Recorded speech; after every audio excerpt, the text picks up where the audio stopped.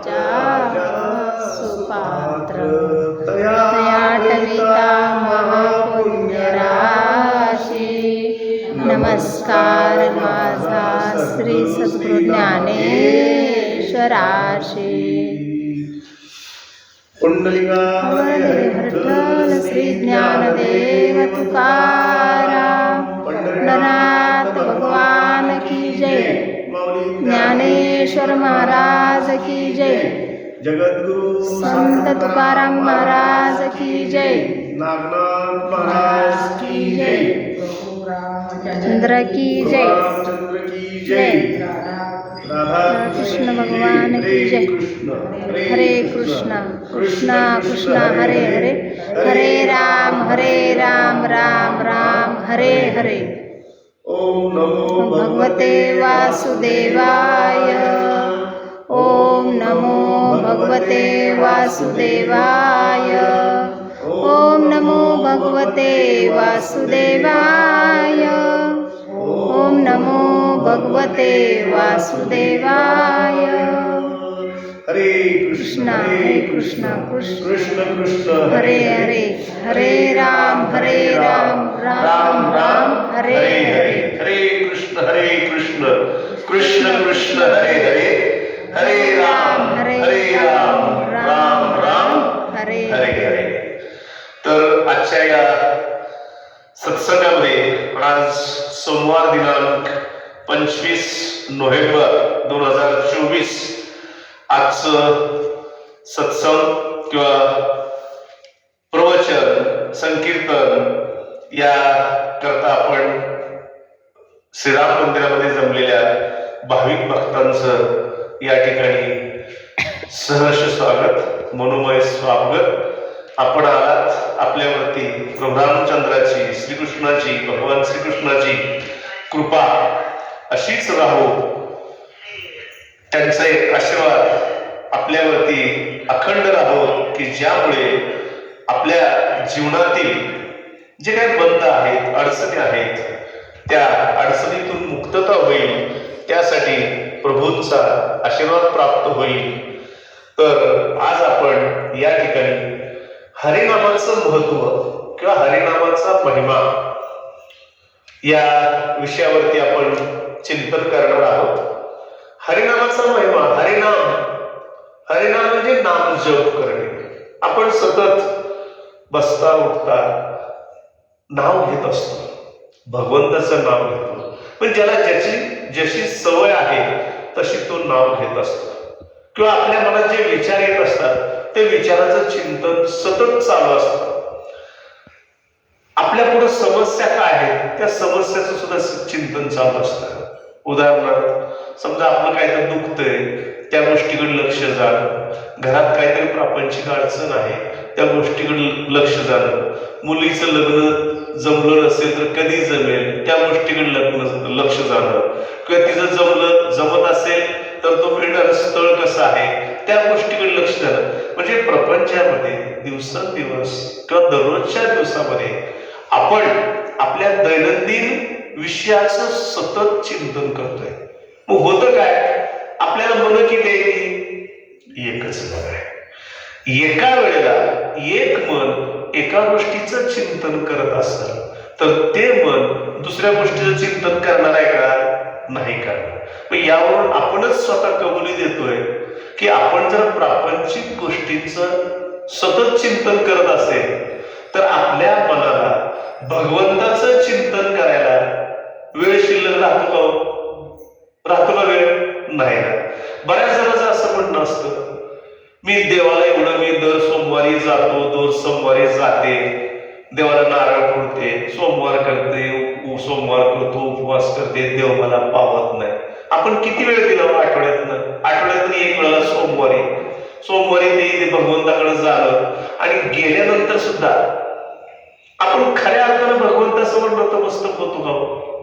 काय करतो आपण? एक नारळ फोडतो श्रीफळ किती किंमत असते त्याची 20 रुपये धरू आपण 20 रुपये 20 रुपयाच्या मोबदल्यात देवाला किती कामं लावतो आपण.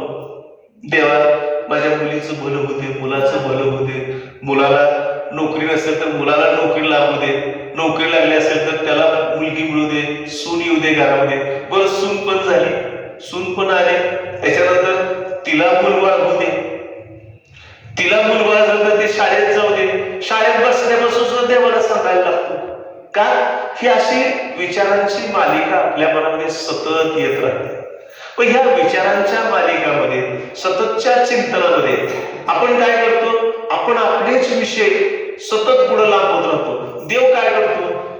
आपल्याला पहिलं आपण नामस्मरण करून देवाला मागणं केलेलं असतं. मुलाला नोकरी लागली, चांगली सून मिळू दे, मिळाली, मुलबाळ होऊ दे, झालं, शाळेत जाऊ दे, चाललं, नीट रमू दे शाळेत. जेवढ्या काही इच्छा असते तर आपण सतत भगवंताला सांगतो आणि भगवंत ऐकतात आणि भगवंत करत राहतात. एवढं करून सुद्धा आपण म्हणतो देवानं माझं काय चांगलं केलंय. ह्या ज्या रोजच्या गोष्टी होत जात आहेत, हे पुण्यामुळे होत आहेत. कशामुळे होत आहेत? तुम्ही सांगितलेल्या गोष्टी त्या भगवंतापर्यंत पोहोचलेल्या असतात. फक्त फरक एवढा होतो की भगवंताजवळ पोहोचलेल्या गोष्टी आपल्याला कळत नाहीत की त्या भगवंतापर्यंत पोहोचलेत का नाहीत. ह्याचं काय कारण आहे? आपलं अज्ञान. आपलं कसलं अज्ञान? की देवाचं माझ्याकडे लक्ष आहे का नाही ह्याच्यावरती आपण विचार करतो, पण देवानं माझं ऐकलं या विषयावरती आपण येत नाही. देव माझं सतत ऐकतो. आता घरामध्ये साधी गोष्ट आहे, लक्षात घ्या. घरातलं जर एखादं दोन मुलं असतील, त्यातल्या एखादा जर म्हणलं ना आपण, हा माझं सगळी कामं ऐकतो, हा ऐकतो बरं का, मी हे सांगलेलं ऐकतो, ते सांगलेलं ऐकतो. आणि दुसरा असेल तर दुसरा मुलगा, तो दुसरं कामच ऐकत नाही माझं. पण त्याला तसं ऐकलं तो काय म्हणतो, आई काय म्हणते मला, कामच ऐकत नाही, असं पण ऐकत नाही, तसं पण ऐकत नाही, मी करतच नाही. पण जो ऐकतो त्याला कशी सवय होते, आई मला मी काम ऐकतो म्हणते, त्याचं कौतुक होतं ना. ते कौतुक झालेलं काय होतं, ते आपली सगळी कामं करायला लागतं. मग आपल्या नजरेत काय होतं, तो चांगला आहे आणि दुसरा आहे तो उद्धट आहे. एकच आई, एकाच उदरातून जन्म घेतलेल्या दोन मुलांमध्ये थोडासा भेद करायला लागते. स्वार्थी असते ना आई. किती जर आपल्या मुलांना आपला ऐकावं एवढा स्वार्थ आई बाळगते, आणि ते काही चुकीचं ना आईच. असा स्वार्थ बाळगणं आईचं काय चुकतंय? मग तो काम ऐकतो तो चांगला, ऐकत नाही तो उद्धट. मग इथलंही तर आपण ठरवतो. मग त्या काम ऐकणाऱ्याला त्याची सवय तशीच वाढत जाते काम ऐकण्याची. का? तो कौतुकाचा मुख केलेला राहतो. पण कधी कधी तुम्ही असं करून बघा, जो ऐकत नाही ना, एखाद्याचं काम त्यानं ऐकलं, वा छान, तू सुद्धा ऐकायला लागला, तू सुद्धा ऐकतो, त्याच्यासारखंच तू सुद्धा करतो, असं त्याला म्हणा, तो सुद्धा ऐकेल, तो सुद्धा करेल. हे सकारात्मक बोलणं झालं त्याला. आणि तो सुद्धा ह्या प्रमाणाचं, ह्या दुसऱ्या मुलाप्रमाणे तो सुद्धा काम करायला येईल. तू ऐकतच नाही, त्याला शिव्या घालणं वगैरे, त्यातनं त्याला तसंच आंघोळणी पडायला लागतं. इथं चतुराई महत्वाची आईची, की आपल्या मुलाला आपल्या योग्य वळणावर आणण्यासाठी तो ऐकतोय, तो सांगेल तसं ऐकतोय असं वाटण्यासाठी त्याच्यावरती मी विश्वास ठेवा. अहो, जन्म दिलेलं पोटचं मुलं आहे, त्याच्यावरती विश्वास ठेवता येत नाही किंवा ठेवत नाही आई, तर ते तर भगवंत आहे, त्यांनी ऐकलं का नाही हे आईचा विश्वास कधी कसा बसणार? हे सगळ्यात महत्वाची गोष्ट आहे. इथं भगवंतावरती विश्वास बसण्याकरता खरोखर आपल्यावरती अगोदर विश्वास बसणं अतिशय महत्वाचं आहे. आपल्यावरती विश्वास बसणं महत्वाचं म्हणजे कसं, आपल्याला 100% माहिती असायला पाहिजे, आपल्याला 100% हे कळायला पाहिजे की आपल्या अंतःकरणात आपल्याला हे सांगितलेलं असावं किंवा सांगत राहावं मनानं की भगवंत माझं ऐकतात, भगवंत माझं ऐकतात, असं सतत आपल्याला वाटायला पाहिजे. भगवंत माझं ऐकतात, बस एवढा दृढ. मग हा कुणाचा विश्वास आहे? आपल्यावर अगोदर विश्वास बसायला पाहिजे. कशासाठी आपल्यावर विश्वास बसायला पाहिजे? किती वेळा तुम्ही ऐकलं असेल, आपला आत्मा हा त्या परमात्म्याचा अंश आहे, भाग आहे. त्या परमात्माचा भाग आपला आत्मा असेल. मला सांगा, एक पूर्ण चपाती केलेली, त्या कणकीत घातलेलं मीठ, बरोबर आहे, त्या पूर्ण कणकीत घातलेल्या मिठाची एक जी काही चपाती केलेली आहे, त्या अख्खी चपातीतला एक तुकडा काढला छोटासा, तो तुकडाच तेवढा आळणी लागेल का? जसं पूर्ण अखंड चपातीचा जो गुण आहे तसा तो छोट्या चपातीच्या तुकड्याचा पण गुण आहे. बरोबर आहे. ही त्या चपातीचा छोटा तुकडा म्हणजे काय? आपला आत्मा आहे. आणि पूर्ण मोठी चपाती म्हणजे तो परमात्मा आहे.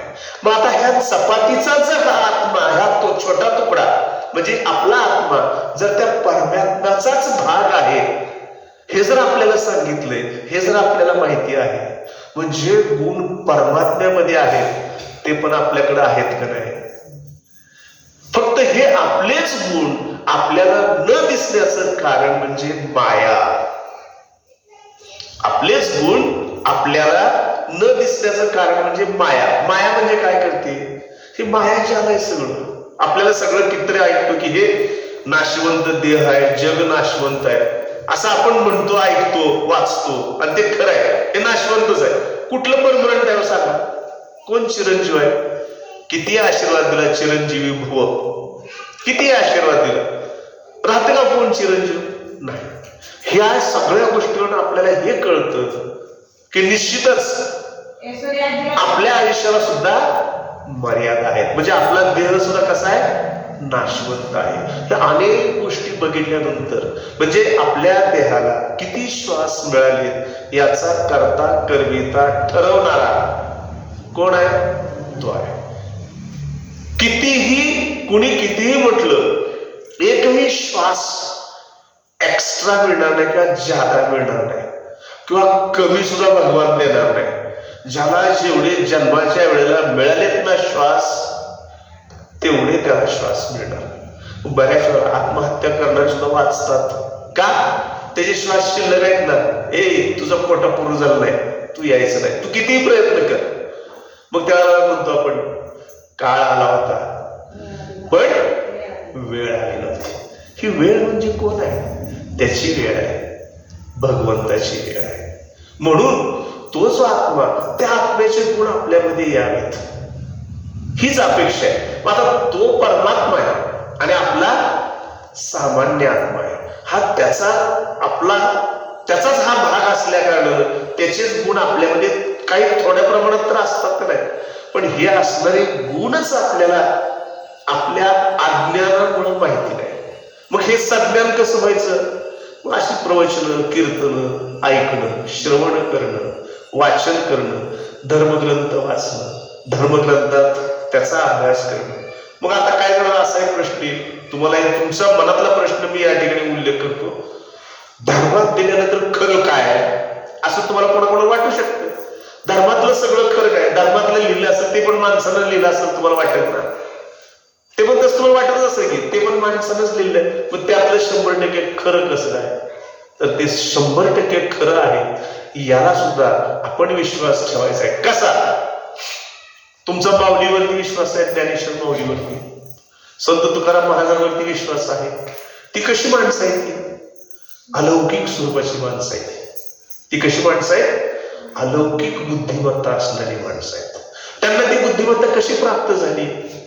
तो साधा जन्म नव्हता त्यांचा, ते अवतारी माणसं आहेत.